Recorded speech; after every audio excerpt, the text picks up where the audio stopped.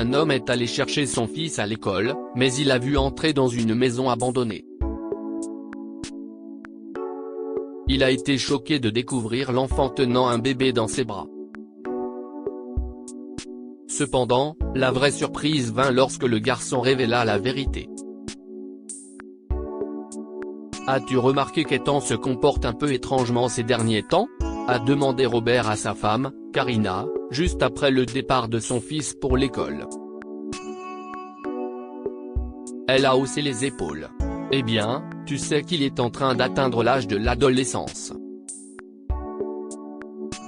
Cela arrive parfois. Mais toi aussi, tu as été tellement occupé par ton travail. » Je sais. Je vais prendre mon après-midi et aller le chercher. On pourra peut-être aller voir le nouveau film de Marvel. Tu veux venir ? Demanda-t-il. Non, je pense que vous avez besoin d'un moment de complicité père-fils. Personne ne veut que la belle-mère s'immisce là-dedans, a dit Karina, secouant la tête en riant. Tu ne t'imposerais pas, répliqua Robert, mais il a aimé l'humour de sa femme. Elle disait vrai et il avait besoin de passer du temps avec son fils. Robert a garé sa voiture juste devant l'école d'Ethan et a vérifié sa montre alors que les autres enfants sortaient lentement du bâtiment. Certains parents sont venus chercher leurs enfants tandis que d'autres sont montés dans des bus. Habituellement, Ethan prenait le bus, alors il voulait intercepter son garçon avant qu'il ne monte dans le véhicule. Finalement, Ethan est sorti du bâtiment, et son père a klaxonné. Mais son fils n'a pas levé les yeux. Il était concentré sur quelque chose dans sa main, mais Robert ne pouvait pas bien voir ce que c'était. Cependant, le garçon n'est pas monté dans un bus. Au lieu de cela, il a commencé à courir dans la rue. Ce n'était pas son genre car Ethan était un bon garçon. Il rentrait toujours à l'heure et n'avait jamais d'ennui. Pourrait-il cacher quelque chose? Était-ce la raison pour laquelle il était si distant ces derniers temps? Robert s'est inquiété et a démarré la voiture pour suivre son fils.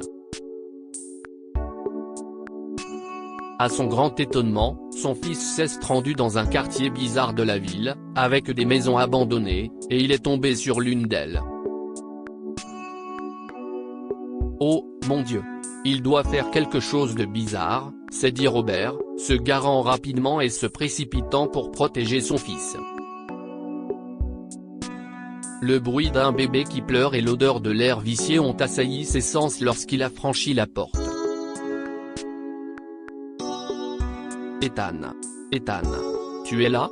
Appela-t-il, inquiet. Papa? A répondu Ethan, le ton confus, et Robert a suivi le son de sa voix.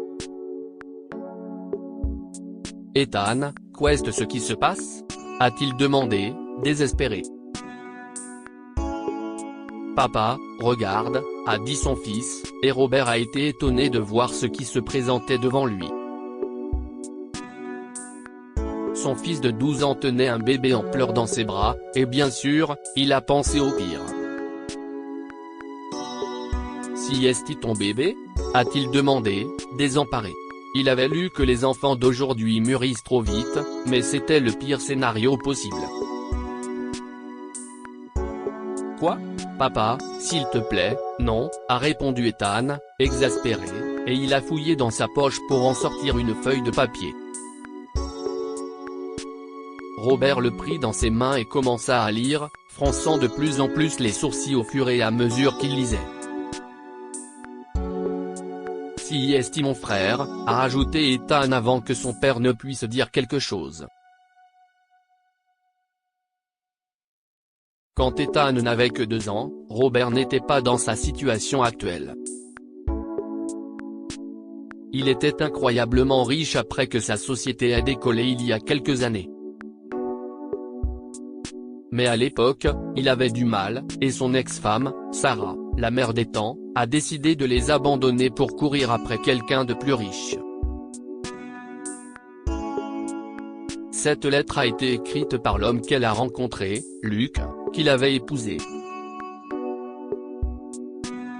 Mais il a révélé qu'elle était morte en couche, et qu'il n'était pas prêt à élever un bébé seul. Alors, il a suivi Ethan à son école et a laissé la lettre dans son casier. « Quand as-tu eu cette lettre ?» a demandé son père, furieux. « Si est-il pour ça que tu es bizarre et distant ces derniers temps ? Quoi ? Non, papa. J'ai eu un faux contrôle de maths, et je ne voulais pas te le dire, » a répondu le gamin, à nouveau exaspéré. La lettre était là aujourd'hui, et il y avait cette adresse. Je devais venir. Si est mon frère, après tout. Robert a respiré profondément, essayant de se contrôler. Il ne se souciait pas d'un stupide test. Non, ce bébé n'est pas ton frère. Ta mère nous a abandonnés, a-t-il dit lentement. Je le sais. Mais si est mon demi-frère. Qu'est ce qu'on peut faire ? Nous devons prendre soin de lui. Nous ne pouvons pas le laisser ici, a dit Ethan en berçant le bébé et en le regardant doucement. Robert savait que son fils avait raison, au moins sur le fait de ne pas laisser le bébé dans cette dangereuse maison abandonnée. Cependant, il avait tort sur tout le reste. Pour l'instant, il devait le ramener à la maison. Allons-y. Nous en reparlerons à la maison, a dit Robert, qui avait besoin de voir sa femme. Elle saurait quoi dire à Ethan pour qu'il comprenne pourquoi il ne garderait pas ce bébé. Comment ça, on peut le garder ? Tu es folle ? A crié Robert en interrogeant Karina, qui avait suggéré qu'il élève le bébé. Si est-il le frère de ton fils ? Nous ne pouvons pas l'abandonner. Il est de la famille, a poursuivi Karina en fronçant les sourcils. Karina. Nous ne pouvons pas. Non. Je ne peux pas élever le bébé de mon ex-femme avec un autre homme. Ce n'est pas mon fils ni le frère de mon fils non plus. Non, répondit Robert, de plus en plus en colère. Papa. Ce n'est pas juste. Si est juste un bébé, et maman est morte. Il est innocent dans tout ça, et ce serait cool d'avoir un frère, commença Ethan, mais Robert s'est retourné et a levé le doigt. Va dans ta chambre, Ethan. S'il te plaît, a-t-il dit, les lèvres serrées. Le garçon de 12 ans a secoué la tête et s'est dirigé vers sa chambre. Lorsque Robert et Karina étaient enfin seuls, Robert l'a regardé sérieusement. Non. On ne va pas faire ça. Je ne peux pas avoir ce bébé dans ma maison. En plus de détester mon ex parce qu'elle nous a abandonnés au pire moment, si est exactement ce que mon père a fait à ma mère, a dit Robert tranquillement pour ne pas s'énerver davantage. Robert, a soufflé Karina, mais il a arrêté. Non, je t'en prie. Tu es au courant.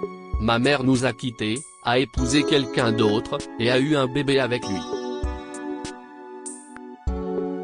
Elle attendait de moi que j'aime ce garçon comme mon propre frère alors que je regardais mon père être une coquille vide et qu'elle l'aimait plus que moi.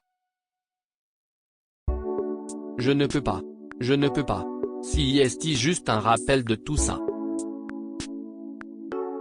Je n'ai pas de frère, et Ethan non plus, a terminé Robert en balayant l'air de sa main. Tu as un frère. Un frère qui t'aime, Robert, a dit Karina. Karina.